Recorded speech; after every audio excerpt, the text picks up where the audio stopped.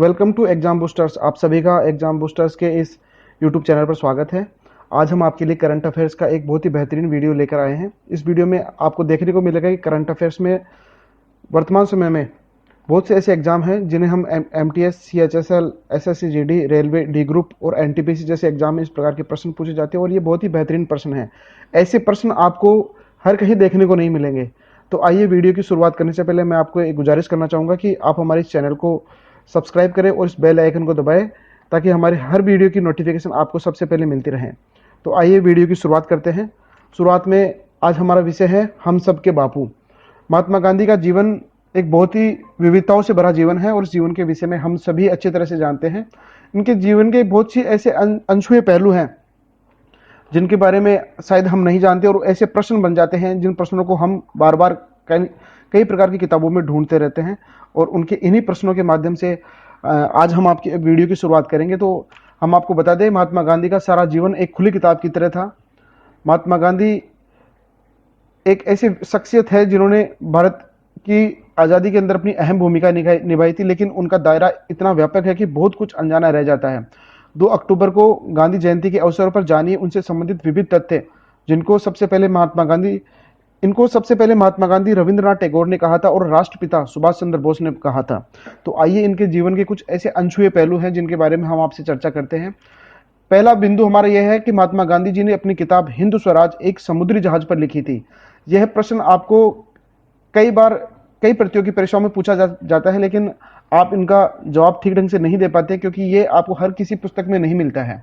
दूसरा हमारा बिंदु है 12 मार्च 1930 को जब गांधी जी नमक सत्याग्रह के लिए साबरमती से दांडी की ओर चले थे, तो इसके बाद फिर लौटकर साबरमती नहीं गए थे।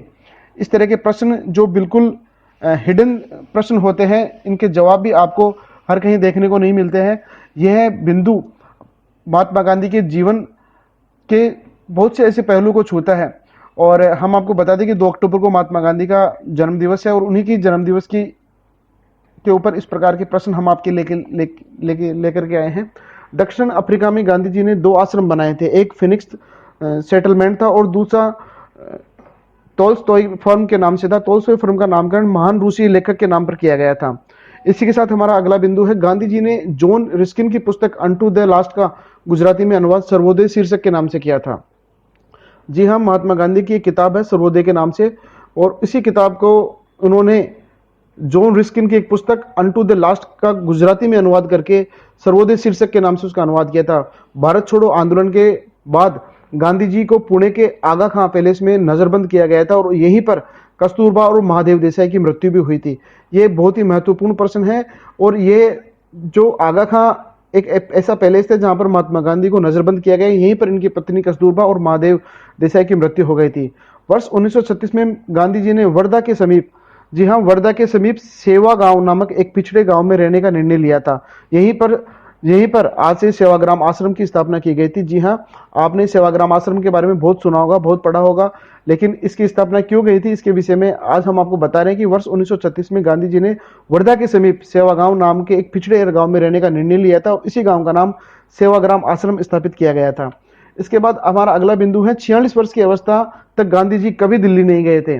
जी हाँ, आपको ये बता दें कि गांधी जी ने 46 वर्ष की अवस्था तक कभी दिल्ली का मुंह नहीं देखा था और पहली बार 12 अप्रैल 1915 को दिल्ली गए थे। ये एक बहुत ही बेहतरीन प्रश्न है कि महात्मा गांधी सर्वप्रथम दिल्ली कौन सी तारीख को गए थे, कौन से वर्ष में गए थे, तो इसका जवाब यहाँ पर है 12 अप्रैल 1915 को दिल्ली महात्मा गांधी सर्वप्रथम पहुंचे थे। इससे पहले 46 वर्ष की अवस्था तक वो महात्मा गांधी दिल्ली कभी नहीं गए थे।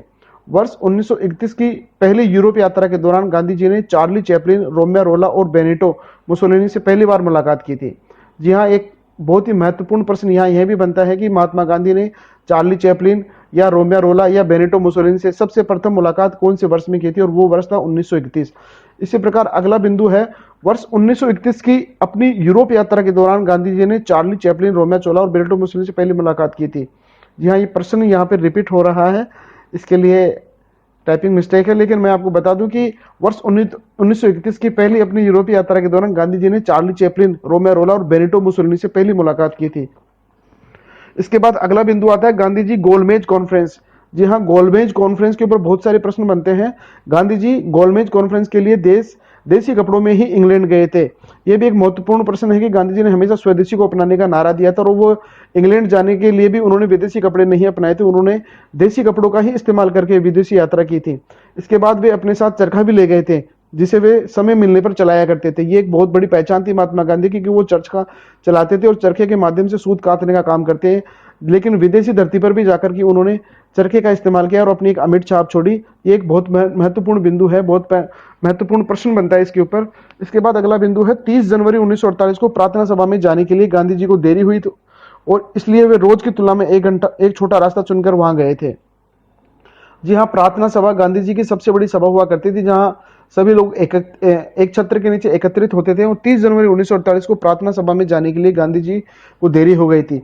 गांधी जी गांधी टोपी कहलाने वाली टोपी गांधी जी ने लगभग कभी नहीं पहनी थी। यह एक मिथ्या बात है जो गांधी जी के विषय में फैलाई गई थी कि गांधी जी ने गांधी टोपी कभी नहीं पहनी थी और ये गांधी टोपी उनके उनके द्वारा कभी भी चलन में नहीं लाई गई थी।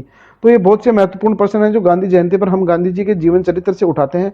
तो आप हमारे इस वीडियो के माध्यम से आपको गांधी जी के जीवन की बहुत से ऐसे महत्वपूर्ण पहलुओं के विषय में ज्ञान मिलेगा।